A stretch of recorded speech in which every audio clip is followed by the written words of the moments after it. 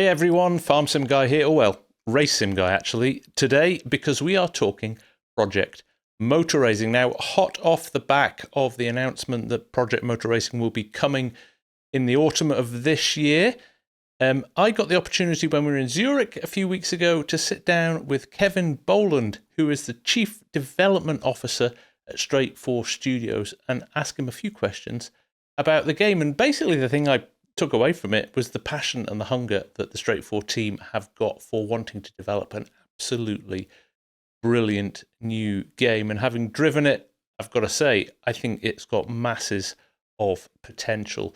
So, without further ado, let's jump in and let's have a listen to what Kevin had to say. I am here with Kevin Boland from Straight4 Studios. Kevin, would you like to tell everybody your job title and what you do for Straight4? I'm Chief Development Officer or Chief Technology Officer, whichever you want to call it. I'm in charge of the development of the game and the engine.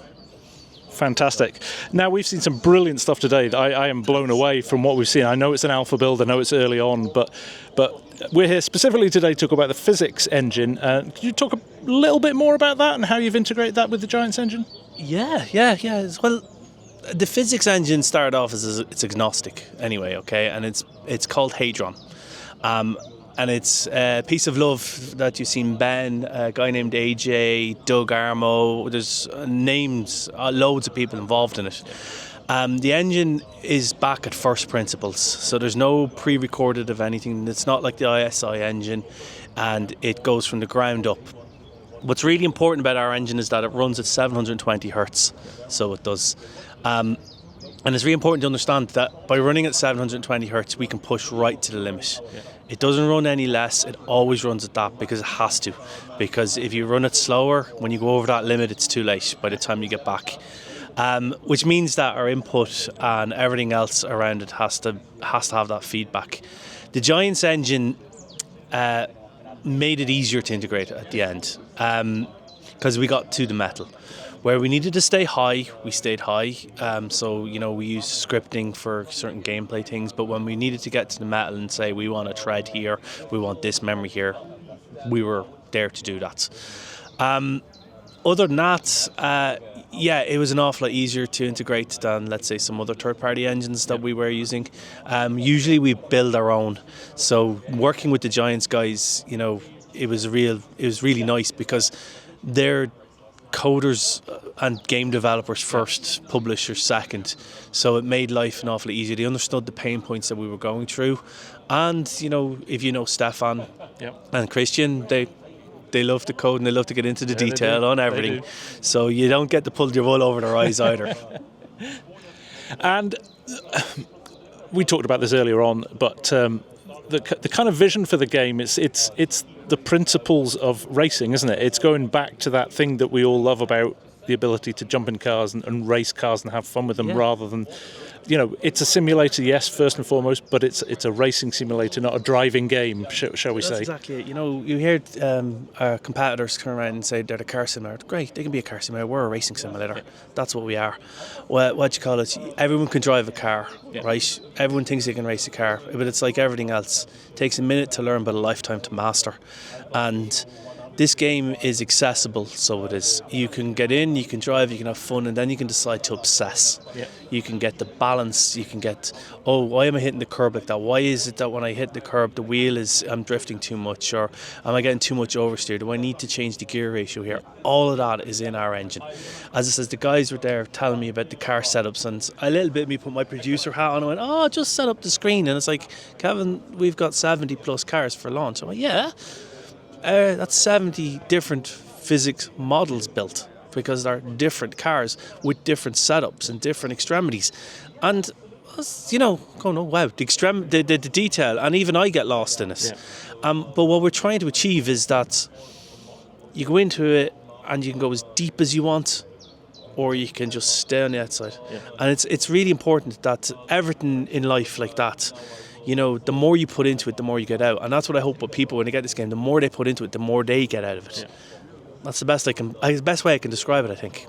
That's brilliant. And I suppose the nice thing about that is that it opens up to a massive audience. You can jump into it and play it for an hour or so once a week if you want to, or you can, like you say, obsess, and it can become a real hobby. So One of the big important things that I want to get to is that people that have, you know, a Logitech or a Thrustmaster base level wheel get to enjoy it as much as someone who spends €5,000 on their rig.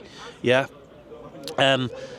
You know, someone who puts a D-box in there, they're putting more in. They should try to get, they should get more out, but that shouldn't mitigate from the people that just can't afford that. Yeah. One of the great things about when I wanted to work with Giants and when we started to work with Giants was that there's a real value proposition in everything they do. Yeah, there's no, you know, we're not doing an early access beta as a, you know, to get money. We don't, not that we don't need it. Like, everybody works and we all have, you know, we're all earning. Yeah. But the point being is that we want to have something of value to give to the world, and we want it to be ready when we give it to the world. Yeah. And that's why we've got the factory driver program, and we've got other initiatives that we're trying to push. It's like everything. As it says, I go and I play tennis with my daughter and I hit the ball back, but she knows how to put topspin on. Yeah. You know, I can drive karts. I thought I could drive karts, and then I went out with the lads and just got left behind, you know. I won't go in and set up, but I watched the guys there from, you know, one of your colleagues come along, and he turned off the traction control and he set the brake bias, and he was going around the corner without taking his foot off the accelerator, and I was just watching going, what did he know there? And then I had to sit and with Johnny Herbert, and Johnny Herbert was telling me that that he was loving he actually drove the Audi that we're showing. That's right, the Audi was his Le Mans winning car, actually, wasn't it? Yeah. And he was like, I don't think it was his Le Mans. I think he drove, but I don't think he won. Right. He drove at Le Mans, but I don't think that was the car he won in. But then again, I could be wrong. Yeah. But he was saying that we've got everything right, except right after it, there's a bit where it lifts, but then the downforce bites. Yeah. And I was like, oh, is it right? And he goes, no, it feels great, but just you need to get that right. And I'm like, thank you. You know, I mean, that level of feedback's incredible, right? Yeah, exactly. I want to get that notepad. Yeah. So, yes, it's the other thing that we have in the game, which, you know, hardcore sim racers don't like to talk about, but I use it personally, okay, is I put on the racing line the first time I go into it. I put on the racing line. I actually sometimes put on the racing line that shows where the braking points are, and I will drive around the track to get to learn it, right? And I'm no shame in saying that's how I do it, because it teaches me. And like, you know, when I play with my kids, they'll do a hot lap with one, and then I'll do a hot lap without it. And it is accessibility, and it is about the fact that, you know, well, these should be there. Some of these driving aids are there, and they're there. You can call them driving aids, or you can call them training aids. It depends on how you want to look at it. But they're important. You know, it is important, like, because we're going to get to a place where people won't get to feel these cars anymore. You know, in a few years' time, we'll all be in electric cars, and this will be nostalgia, and this is how we'll have this nostalgia. I hope it doesn't, but that's what it's coming to. Yeah. Brilliant, Kevin. I appreciate you inviting me. It's been a fantastic event today. Loads more to come, I'm sure. But we will be, I'm sure, not the last time we speak to you. I'm sure we'll talk to you soon. Gamescom and everything else. And hey, get in there and get some more racing done. Let's do it. So there you go, guys. A little bit of one-on-one time there with Kevin. Really impressive to hear just the passion that goes into. These are guys that live and breathe sim racing and racing games. They have built some brilliant games in the past. I, for one, was just a huge advocate of Project Cars 2 when it was out. It was one of the most kind of advanced games when I was playing on console back then, and they brought that knowledge and brought that experience and brought their relationships with real-life racing drivers to the fore here. And honestly, I've had a drive in this today, and it is outstanding. We are in an early alpha of this, and already I can see the potential in this being huge.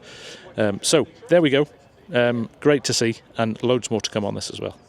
So there you go. Very interesting chat with Kevin. In fact, the whole Straight4 team were really, really great guys. Very interesting, and you could really, really feel that passion. Loads of questions still unanswered. Loads of stuff they couldn't tell us on the day, and there's, I'm sure, lots and lots of information going to be coming out over the next few months. But for now, I guess the biggest compliment I can give Project Motor Racing is that after an hour of playing it, the next day, all I wanted to do was play it more. That has to be a good sign. The handling was fantastic. The drivability was fantastic. It is still in a very early alpha stage, so I'm excited to see what's coming down the line with us. Now, they did give us more information in the form of a fact sheet. I'm going to do that in a separate video because it takes a little bit more of a deep technical dive on things. It means we can talk around things a little bit more. So check that out. I'll put a link to that at the end of this video. But for now, thank you very much for watching. Lots more content on Project Motor Racing to come on the FarmSimGuy channel, but also I'll be putting some stuff on the FarmSimGuy channel too. So stay tuned. Thank you very much for watching. I'll see you again very soon. Take care. Bye for now.